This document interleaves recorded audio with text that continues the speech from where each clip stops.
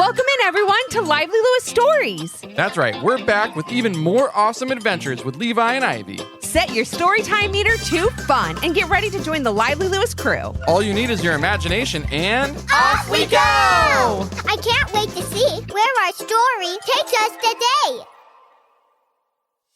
Have you ever wanted to get more Lively Lewis in your life? Well, we've got you covered. Grab an adult and zoom over to livelylewisshop.com. Or just click on the link in our show notes. Enough about that. Let's get to today's super Lively Lewis story. This story you're about to enjoy was inspired by Sawyer. Thank you so much for your awesome idea. It seemed like forever since Levi's parents had left with Ivy. He just wanted to know when they would be back, but all he could do was wait patiently by the front door, hoping they'd be home any minute. His papa tried to take his mind off the waiting by playing board games, video games, making puzzles, and even letting him have all the ice cream he wanted. But Levi didn't feel like eating, and he couldn't concentrate on anything other than Ivy. It seems like now would be a good time to fill you in a bit on what happened earlier that day. It was a sunny morning when Levi and Ivy decided they would make an obstacle course in their playroom while they waited for their parents to get out of bed. This was something they had done 100 times. But what happened this day was something they had never experienced before. "I think we need a few more pillows over here," called out Levi as he built an obstacle out of his wooden blocks. "You're right," answered Ivy. "And I think we should do a floor is lava type setup over here by the toy box. These couch cushions will be perfect." Levi and Ivy worked quickly to put together the best obstacle course they could. Knowing that their parents may have a problem with a few of the obstacles, they wanted a chance to run through the course at least once before their parents got up. "Are you finished?" asked Levi as he put the last wooden block in place. "I think so," said Ivy as she placed the last couch cushion on the floor. "That looks really difficult," Levi commented when he looked up and saw what Ivy had created. His sister had made a bridge out of a tumbly mat from one of the chairs in the playroom to the couch. Ivy explained that it was totally safe and started to tell Levi how to go through that part of the course she had created. "After making it past your wooden block tower, you'll jump on this chair," began Ivy with a lot of enthusiasm. "Then once you cross the bridge to the couch, you'll hop 3 times to reach the other side. Next, it's just a simple hop to the coffee table before you reach the floor is lava area. Simple." Levi looked at her setup one more time and knew that jumping onto a coffee table was not something they should be doing. It had kind of a slippery top, and when they tried to do it once before, their parents said someone could get hurt and made them remove that part of the obstacle course. "Ivy, I don't think we should jump from the couch to the coffee table," said Levi. "Remember what Mom and Dad said last week? It's not safe." "It'll be fine," Ivy went on as she walked to the starting line of the obstacle course. "They only thought it would be unsafe if we jumped on it with our socks off because the top of the table is slippery. We'll just take our socks off and we'll be all set." And as Ivy explained her idea to Levi, she took off her socks and tossed them into the corner of the playroom. "Are we ready to start now?" Ivy asked as she got ready at the starting line. Levi couldn't help but think Ivy did have a point about taking off their socks to make the obstacle course run a bit safer. But as he thought about it more, he really felt they should listen to their parents and not jump onto the coffee table at all. "I really don't think we should," Levi started to say as Ivy interrupted him. "It'll be fine, Levi," said Ivy. Then she counted down from 3 and took off from the starting line. She started off very fast and easily got through the first set of obstacles that she and Levi had set up. And as they always did, Levi started to count out loud to see how long it took Ivy to get through the course. She zoomed through the playroom, dodging pillows, sacks of toys, and bouncy balls that were set up all over. Ivy took a sharp turn around the craft table and headed for Levi's wooden block tower. She carefully made her way over the tower without making a single block wobble. Then she was ready for her special part of the course. She jumped onto the big chair and carefully made her way across the tumbly mat bridge she had created. Once on the couch, she took 3 big hops and easily made it to the other side in 2 seconds. Levi was really impressed. "Wow, she's going to be her best time for sure," Levi thought to himself as he continued to count out loud. But he knew what was coming up next and suddenly felt a bit nervous.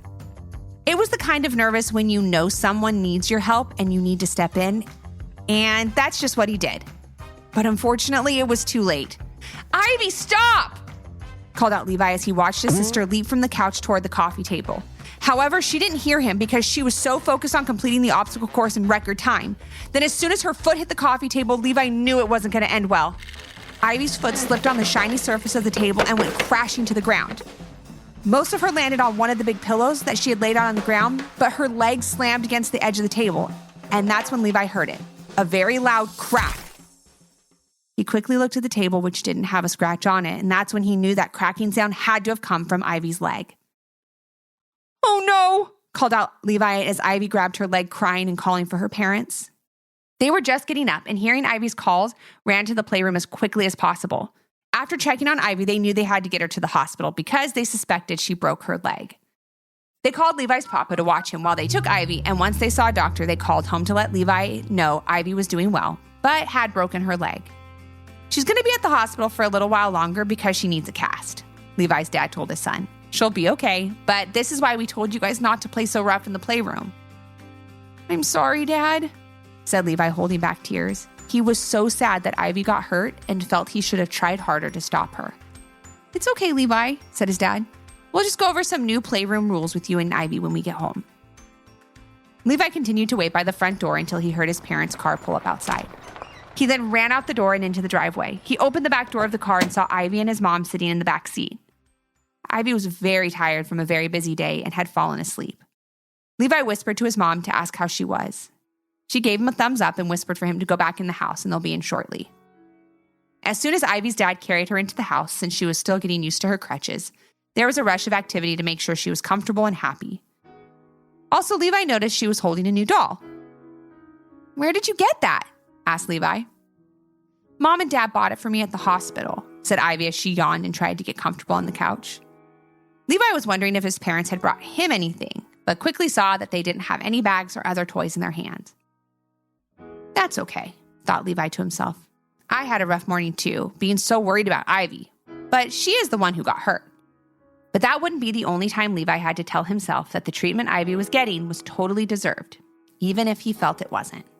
And over the next week, Levi would get a lesson in jealousy, compassion, and kindness.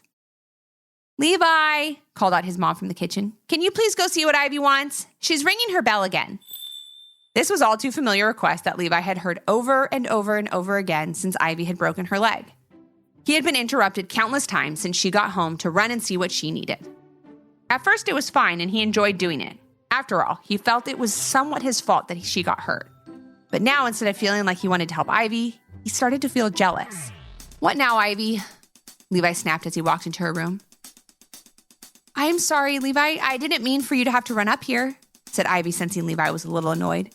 "I thought Mom would come up. I just need to take my medicine. My leg is really starting to hurt again." Levi should have felt bad that Ivy was in pain, but he had stopped listening once Ivy mentioned her medicine, and he shouted down to his mom her request. She shouted back for him to please come get it and bring it up to Ivy. Levi sighed and without a word left Ivy's room to get her medicine. "Here you go," said Levi, handing a small cup of medicine to Ivy. "Thank you," said Ivy, sounding very insincere. "I'm sorry if this is a bother for you." Levi just rolled his eyes, which made Ivy feel terrible. She didn't want her brother to be upset with her. She really just wanted him to play with her and not run off. "Do you want me to get you anything else?" Levi then whispered to himself as he turned to leave. "More new toys, cookies, and another ice cream sundae?" It's true, Ivy had been getting a lot of attention. Lots of new toys and lots of treats from friends and family who were coming over to visit her and wish her a super speedy recovery. This left Levi feeling jealous and upset that he had to watch it all happen. Ivy heard what Levi said and it made her feel sad. She really missed playing with her brother and didn't like at all that she couldn't ride her bike, go swimming, or run around outside. But Levi didn't know that because he never asked. He just saw Ivy getting toys and treats and he didn't like it. "Levi?" said Ivy in a quiet voice, but her brother just kept walking out of the room. He was frustrated with Ivy's situation, and it was only going to get worse. Levi asked over and over as the day went on to help his sister. "Levi, can you get Ivy the TV remote? Levi, can you give Ivy this card that came in the mail for her?" "Ivy, Ivy, Ivy!" shouted Levi in his room. "That's all anyone cares about around here. What about me? Ivy's so lucky. She gets whatever she wants, whenever she wants, all because she broke her leg. It doesn't even seem that bad. She just gets to lie around all day." As Levi sat in his room pouting, his dad walked in and told him his papa was coming over soon to watch him while they took Ivy back to the doctor. She had an appointment to check and see how her leg was healing. Fine. Okay, Levi said and continued to play with his cars. As he played, though, he heard a noise coming from Ivy's room next door. It sounded like she was crying. And no matter how upset Levi was feeling about Ivy's situation, he couldn't just sit there and let his sister cry. So he walked into her room to see what was wrong.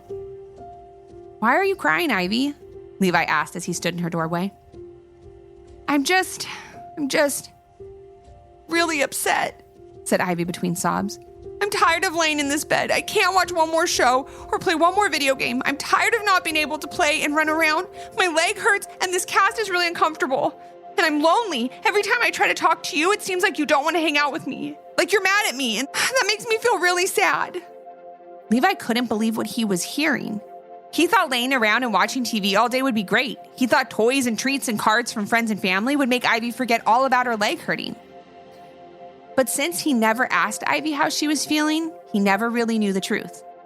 Levi let his jealousy stop him from seeing what was right in front of him, his sister Ivy, who needed her big brother by her side. "Ivy, I am really sorry," said Levi, walking over and sitting on her bed. "I didn't realize your leg still hurt.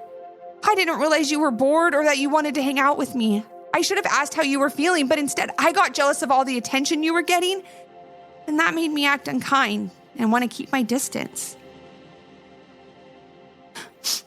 "Thank you for saying that, Levi.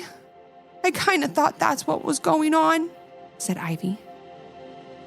"And if you had asked, I could have told you that all the treats, toys, and TV in the world couldn't make having a broken leg fun.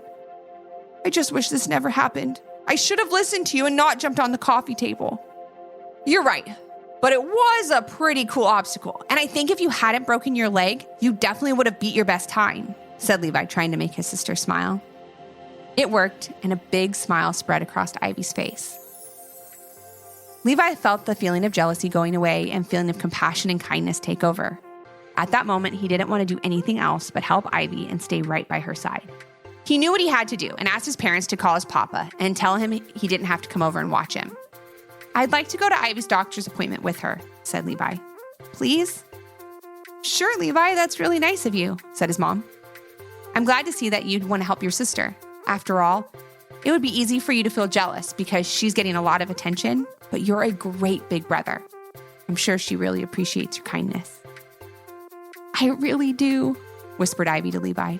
"Because if there's one thing I know is that we're stronger together. And if you're by my side, even with a broken leg, I'll have a good time and can get through it." From that day on, Levi helped out Ivy whenever he could until she got her cast removed.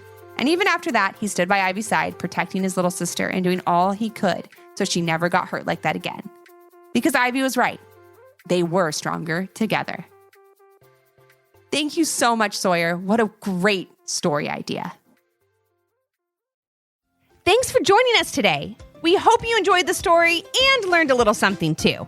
And since we know everyone has their own story, we'd love to hear yours. If you have an idea for a Lively Lewis story, leave a comment on our Apple Podcast review page with 5 stars, your idea, and your little one's name. Then maybe our next adventure will be with you. Until our next Storytime Hangout. Thanks for listening. We can't wait to share another fun Lively Lewis story with you.